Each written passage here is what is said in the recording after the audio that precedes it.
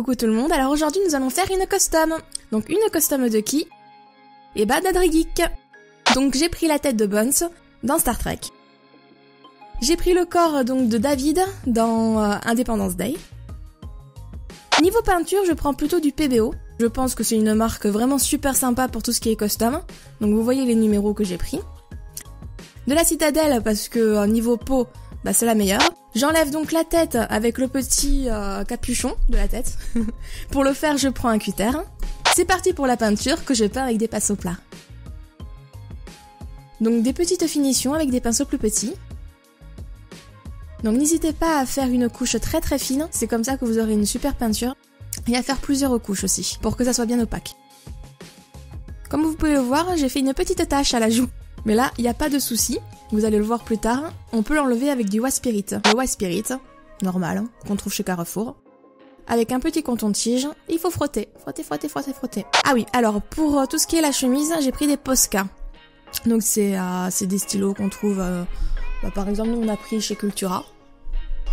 Alors là c'est mode Bagdad, mais bon voilà. La pop finie, donc ça rend comme ça. Il manque plus que de mettre la tête sur le corps. Et voilà, le résultat.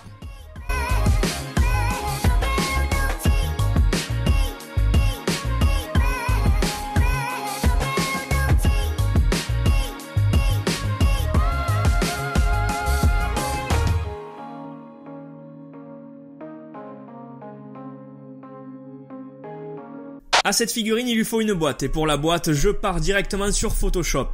J'ai un template déjà prédéfini, il faut juste changer les calques et c'est parti, on bosse sur tous les calques pour faire une belle boîte. Juste avant, on les aura bien évidemment imprimés sur du papier autocollant glossy et on les aura découpés face par face pour pouvoir les coller plus facilement. Bien sûr, on les retaille à la bonne taille, c'est évident, pour que la boîte soit superbe. Et voilà, on se met sur la boîte face par face, on regarde si ça matche bien, et là on voit que ça matche bien, on colle. On fait ça sur toutes les faces. Pour découper la vitre de la boîte, on se sert d'une règle et d'un cutter pour être sur des traits bien droits, et voilà ce que ça donne.